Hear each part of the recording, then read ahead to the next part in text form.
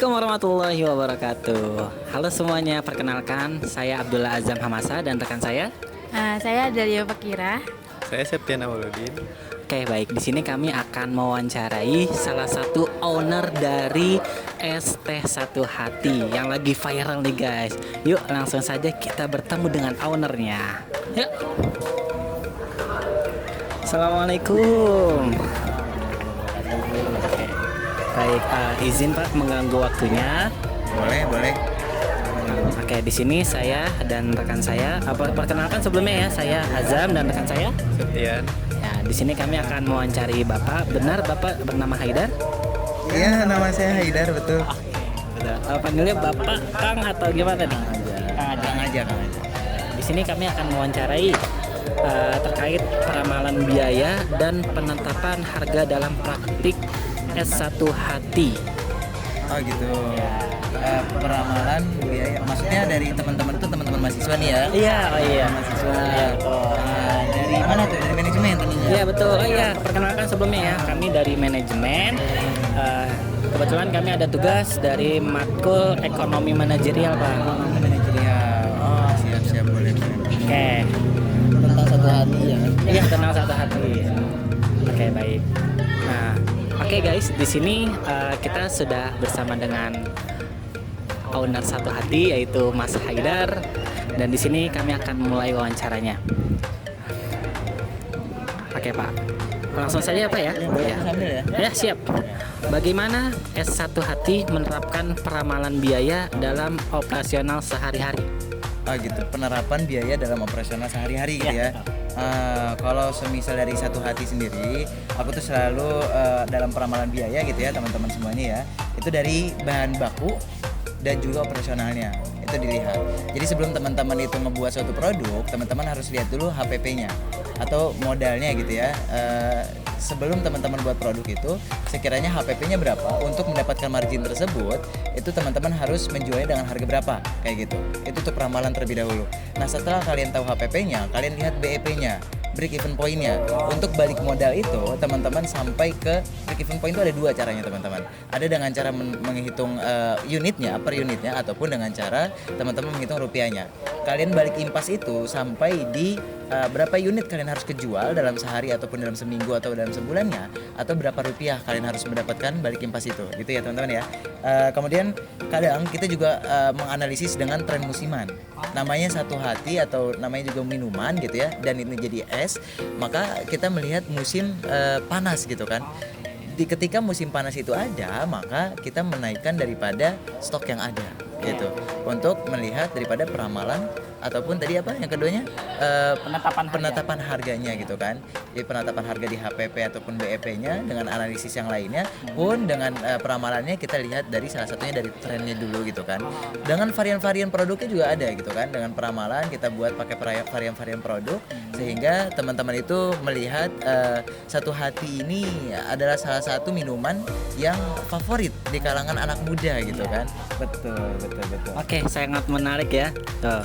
Oke, rekan saya izin menanya lagi. Ya, boleh. Ya, sangat menarik ya tadi dari penjelasan yang dijelaskan oleh Pak Haidar. Saya punya pertanyaan terkait tadi kan peramalan biaya ya. Nah, itu tuh fungsinya apa sih? Itu fungsi dalam mengambil keputusan terutama untuk mempertahankan profit gitu.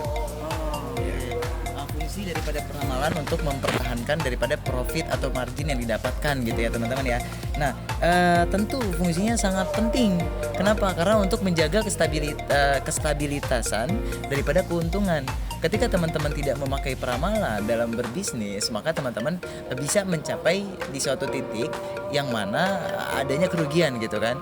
Ketika teman-teman tidak pakai peramalan, itu lebih lebih gampang mendapatkan daripada kerugian tersebut gitu kan. Atau salah satunya adalah dari segi prediksi biaya. Teman-teman tadi kan bilang dari keuangan juga gitu kan. Ketika teman-teman tidak pakai analisis keuangan, kalian tidak pakai pelaporan keuangan, maka keuangan itu tidak akan margin, tidak akan profit gitu kan. Ketika teman-teman tidak baik dari segi itunya. Dan salah satunya adalah untuk menjaga kualitas daripada produk itu sendiri gitu. Oke, baik, sangat menarik ya.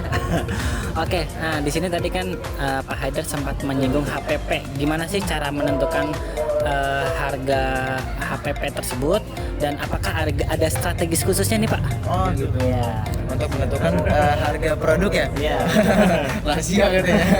Oke, teman-teman coba lihat dulu di harga pokoknya teman-teman mau beli apa aja. Jadi dalam berbisnis itu ada beberapa biaya gitu ya. Ada biaya tetap, ada biaya variabel gitu ya. Nah, biaya tetap ini mencakupi dari beberapa hal, kayak contohnya biaya sewa gedung atau biaya sewa tempat gitu kan. Kemudian karyawan yang setiap bulan harus dikeluarkan gitu kan. Variabel itu seperti bahan baku gitu kan teman-teman. Misalkan aku di Satu Hati atau di minuman gitu, apa saja yang harus aku keluarkan setiap harinya untuk memproduksi daripada minuman tersebut gitu. Contohnya misalkan ada esnya gitu kan, produksi harus berapa lama nih kalau misalkan di es. Kemudian ada juga kayak bubuk-bubuknya ataupun dari tehnya itu sendiri gitu. Jadi kami juga kadang menerapkan dari cost plus pricing gitu kan, untuk dari segi pembiayaan gitu, untuk melihat daripada pembiayaan itu sendiri kayak gitu teman-teman. Menarik sekali ya. Oke, the last question Pak Haidar. Apa tips yang bisa Bapak berikan untuk pebisnis lain nih yang ingin menerapkan peramalan biaya dan penetapan harga? Kira-kira ada tipsnya nggak nih Pak? Oke. Jadi tips untuk teman-teman yang berbisnis, salah satunya mungkin yang aku coba fokuskan di minuman gitu ya, karena aku di Satu Hati. Kalau menurut aku pribadi teman-teman bisa menggunakan data historis daripada penjualan gitu untuk tipsnya gitu ya. Jadi memahami daripada pola bisnis teman-teman terlebih dahulu sebelum teman-teman berbisnis kayak gitu. Nah yang kedua, kalian jalankannya dengan evaluasi juga. Jadi jangan sampai setiap bulan itu tidak ada evaluasi. Kalau aku pribadi untuk bisnis aku ini di Satu Hati ini selalu dievaluasi setiap seminggu sekali. Dari segi pendataan tadi kan, kalau teman-teman di awal pertanyaannya adalah peramalan. Apakah sudah cocok dengan peramalan kami atau tidak gitu kan? Apalagi dari segi keuangan, apakah profit, apakah margin gitu kan? Apakah dia mendapatkan income net atau tidak gitu. Jadi salah satunya adalah evaluasi yang digunakan juga dalam berbisnis gitu ya. Oke, strategi juga teman-teman harus tahu. Jadi teman-teman sebelum membuat bisnis, kalian harus coba analisis 7P. Apa aja analisis 7P? Produk, price, place, gitu kan, promotion, people, kemudian PCPL, sama satu lagi itu lupa gue. Bukan. Pokoknya 7P itu kalian pelajari lebih dalam lagi gitu kan. Kemudian ada biasanya 7P itu dirumuskan lagi ke lebih rinci lagi itu 4P. Yang paling penting teman-teman harus tahu gitu kan. Di produk, price, place sama promotionnya.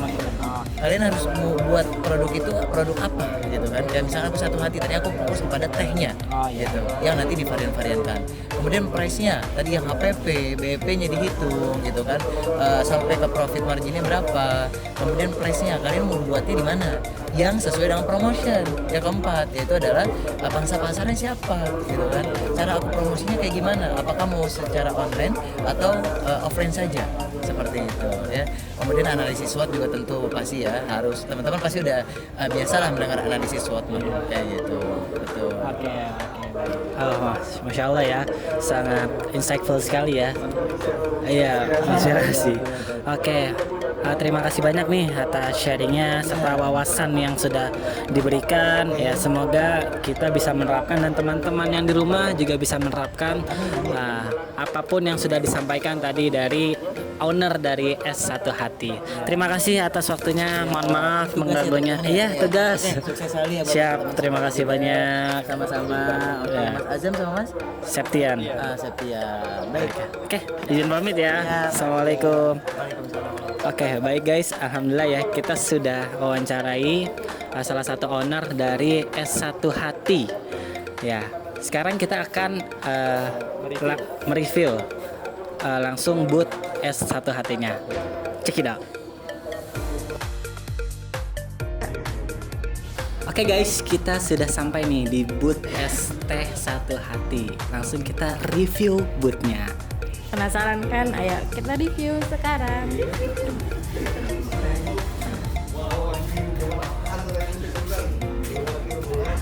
Nah, ini adalah booth Es Satu Hati ya. Tuh, ini dengan Pak Manajer, boleh langsung ini disorot. Wih, halo. Namanya Pak Manajer siapa Pak? dan Kurnia. Dipanggilannya? Panggil Bom Bom boleh. Oh, ya. Oke, Pak Bom Bom ini adalah salah satu manajer dari ST Satu Hati. Nah, selain ST ternyata ada cilok juga nih. Kalian bisa lihat, wah, cilok umbiku. Dan ini sudah trusted ya guys ya. Saya juga udah pernah nyobain ini. Enak ya, bener ya? Nah, benar-benar, dan buat kalian yang mau mampir langsung mampir ke depan kelas FKIP tuh. Bisa kalian lihat. Ya. Oke, boleh di dekat lagi nih, ada nih menu-menu kita nih, lihat. Menu dari ST Satu Hati. Nah, ini ada menunya, ada jasmine tea, peach tea, yogurt tea, lemon tea, dan lain sebagainya nih. Dan harganya juga murah, mulai dari berapa nih? Lihat, mulai dari 3.000 aja. Oke, buat kalian yang mau mampir langsung saja bisa ke booth ST Satu Hati. Dadah.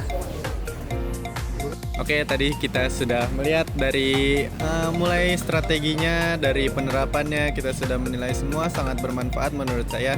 Dan semoga saja semuanya bisa dapat terinspirasi dari wawancara kita kali ini. Sekian dari kelompok kami. Wassalamualaikum warahmatullahi wabarakatuh.